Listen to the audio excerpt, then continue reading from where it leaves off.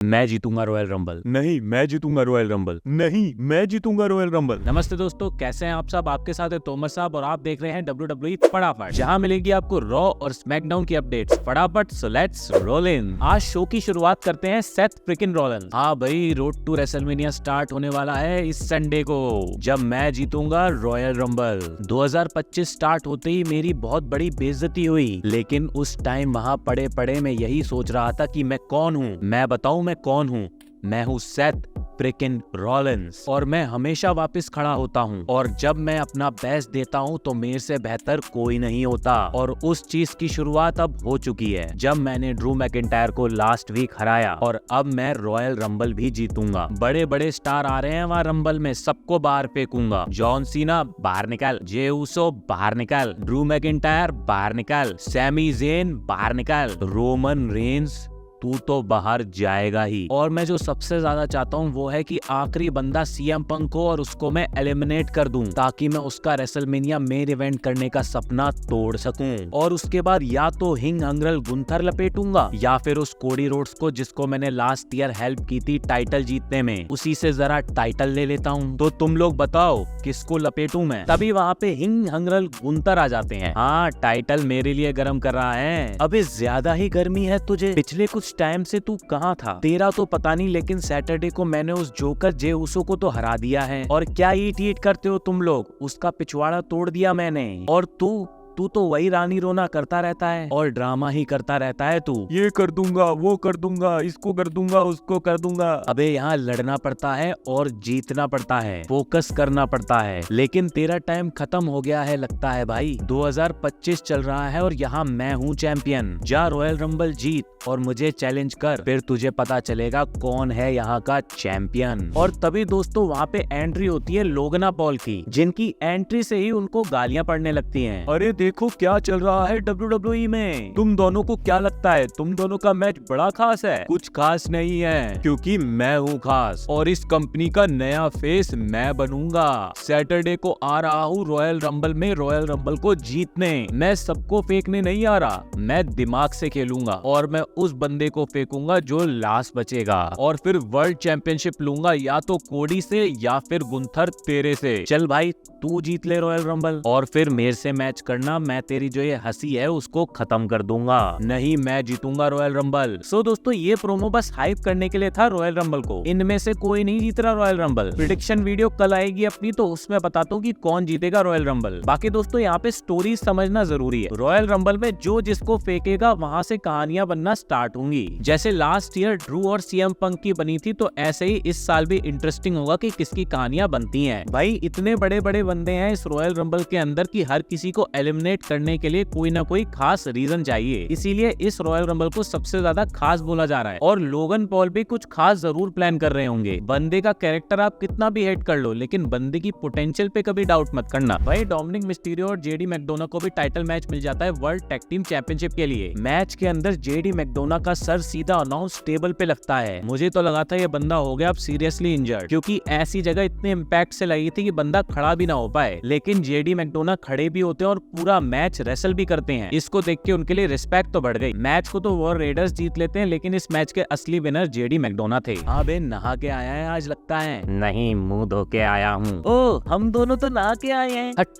साले, डीओ मार के आ गए। फिर दोस्तों आज जेवियर वुड्स का मैच होता है बोया का 619 रे मिस्टीरियो के साथ में। मैच में जेवियर वुड्स अपने ही परिवार के लोगों से लड़ने लगते हैं, क्योंकि जेवियर वुड्स के परिवार वाले टी शर्ट पहन के आते हैं जिसपे लिखा होता है न्यू डे बावली एंड हो गई है। उनसे बहस करने के चक्कर में जेवियर वुड्स मैच हार जाते हैं, और फिर जेवियर वुड्स के परिवार के साथ में रे मिस्टीरियो मौज लेते हैं। लेकिन दोस्तों, मैं new day versus Rey Mysterio का मैच नहीं देखना चाहता रेसलमेनिया में। रेसलमेनिया के लिए तो बेस्ट मैच रहेगा Penta versus Rey Mysterio. Royal Rumble में हो सकता है कि ये दोनों बंदे एक दूसरे से आमना सामना करें। वहीं पेंटा को अगर WWE को एक अच्छा पुश देना है, तो उनको रॉयल रंबल में लंबे टाइम तक रखना पड़ेगा WWE को। फिर लास्ट सैटरडे हारने के बावजूद भी जे ऊसो आज भी नाचते हुए एंट्री लेते हैं। अरे भाई, एक हफ्ते तो नॉर्मल एंट्री कर लेता, थोड़ी तो शोक सभा बना लेता, और बोल के चले जाते हैं कि वो भी रॉयल रंबल में आने वाले हैं। लेकिन हम सबको पता है कि ये बंदा तो रॉयल रंबल बिल्कुल नहीं जीत सकता, क्योंकि पहली बात तो इनको नंबर 1 या नंबर 2 पे एंट्री मिलेगी, ताकि इनकी एंट्री पूरी दिखाई जा सके और क्राउड थोड़ा हाइप अप हो सके। ज्यादा से ज्यादा ये हो सकता है कि टॉप 4 में ये बंदा पहुंच जाए, उससे ज्यादा उम्मीद इस बार तो मत करना। भाई आज बियंका और नियोमी का मैच होता है रिकेल और लिव मॉर्गन के साथ में। इस मैच को लिव मॉर्गन और रिकेल जीत लेती है और मुझे लगता है कि जल्द ये टैग टीम टाइटल्स भी जीत लेंगी। बाकी मुझे तो जेड कारगिल के आने का वेट है। I mean, उनकी कहानी का सस्पेंस अभी तक खुला नहीं है और मुझे लगता है कि रॉयल रंबल के अंदर वो खुलने वाला है। हाँ जी, कौन बनेगा आपका चैलेंजर रेसलमेनिया में? मैं बनूंगी। क्या कहा?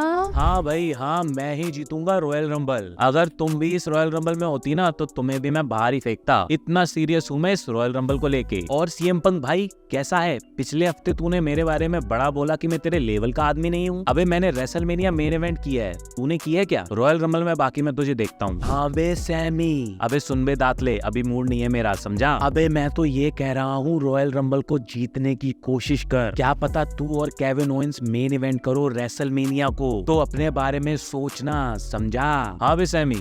अबे सैमी ज़ेन का भी अलग ही हो गया है दोस्तों। सबका दोस्त बनने के चक्कर में बंदा अब अपने बारे में ही नहीं सोच पा रहा। ये दोस्तों जिंदगी का भी लेसन है, जो सबका दोस्त होता है वो किसी का दोस्त नहीं होता, क्योंकि सब उसका सिर्फ यूज करते हैं। पंक, कोडी, केविन, रोमन सब के सब अपने बारे में सोच रहे हैं, लेकिन ये बंदा ये सोच रहा है कि अगर मैंने किसी को एलिमिनेट कर दिया तो वो बुरा मान जाएगा। वहीं उसके बाद पॉल हेमन लॉन्च करते हैं WWE 2K25 गेम को, जिसके पोस्टर पे रोमन रेंज होते हैं तो वो उनकी वाहवाही करने लगते हैं। लेकिन तभी वहाँ पे ड्रू मैकिंटायर आ जाते हैं और फिर उस फेवर को याद दिलाते हैं जो पॉल हेमन को करना है सीएम पंक को। पता नहीं आज इस चीज को थोड़ा थोड़ा टीज किया जा रहा था और मुझे लगता है कि रॉयल रंबल के अंदर इस चीज का पूरा सच खुलने वाला है। कमेंट बॉक्स में बताएं कि आप लोग क्या चाहते हैं, वो फेवर आखिर हो क्या। वहीं फिर सैमी ज़ेन और ड्रू मैकिंटायर के बीच में मैच होता है, जिसमें फिर से ड्रू मैकिंटायर मैच जीत जाते हैं और उसके बाद सैमी ज़ेन को तोड़ने लगते हैं। लेकिन तभी वहाँ पे कोडी रोड्स आ जाते हैं। उनके पीछे पीछे केविन ओवेंस आके कोडी रोड्स को मारने लगते हैं और गलती से सैमी ज़ेन कोडी रोड्स को किक कर देते हैं। यहाँ पे क्या केविन ओवेंस और सैमी ज़ेन फिर से वापस आ रहे हैं? मैं तो चाहता हूँ कि केविन ओवेंस, ड्रू मैकिंटायर और सैमी ज़ेन की टीम बन जाए। ये सैमी ज़ेन का सबका फरिश्ता वाला कैरेक्टर मुझे तो बढ़िया नहीं लगता, और जहाँ तक हो सकता है सैमी ज़ेन का एक बड़ा रोल हो कोडी रोड्स और केविन ओवेंस के मैच में, और वहीं रैंडी ऑर्टन का बहुत बड़ा रोल हो केविन ओवेंस को रॉयल रंबल में से एलिमिनेट करने के लिए। बाकी कोडी रोड्स लात खाने के बावजूद भी थोड़ी देर में खड़े होकर प्रोमो काटने लगते हैं। ये चीज थोड़ी अटपटी लगी, लेकिन WWE है, कुछ भी हो सकता है। लेकिन जैसे ही वो प्रोमो देने वाले होते हैं तभी वहाँ पे सीएम पंक आ जाते हैं। अरे भाई ठीक है ना तू, मैं तेरा दोस्त हूँ और समझ रहा हूँ, कोई भी आके तेरे को बजा जा रहा है। बड़ा प्रेशर होता है इस WWE टाइटल का। मैं भी 400 से ज्यादा दिन चैंपियन था एक टाइम। 300 दिन के बाद मैं भी इरिटेट होने लगा था, कोई ब्रेक नहीं मिल रहा था। तू भी जॉन सीना बनने की कोशिश तो कर रहा है, बट इतना प्रेशर मत ले भाई। देख पंक, मानता हूँ तू मेरा दोस्त है, लेकिन सच बता भाई क्या चाहता है तू? कुछ नहीं भाई, कोई बंदा रंबल जीतने वाला है और तेरा ये टाइटल लेने वाला है, और वो बंदा मैं हूँ। और बाकियों की तरह मैं तुझे पीछे से नहीं मारूंगा, मैं तेरे सामने तेरे को मुंह पे मारूंगा। पता है पंक, जब मैंने अपना करियर स्टार्ट किया था तब से मैं तेरे जैसा बनना चाहता था। तू 10 साल नहीं था यहाँ तब भी मैं तेरे जैसा ऑरा बनाना चाहता था, लेकिन अब वक्त बदल गया है। अब मैं तेरे जैसा नहीं बनना चाहता, क्योंकि मैं तेरे से आगे निकल गया हूँ और मैं चाहता हूँ तू ही रॉयल रंबल जीते, ताकि थोड़ा बराबरी में तो आ सके। फिर तुझे हरा के मैं दुनिया को बता दूंगा जो बेस्ट इन द वर्ल्ड था वो अब बेस्ट इन द वर्ल्ड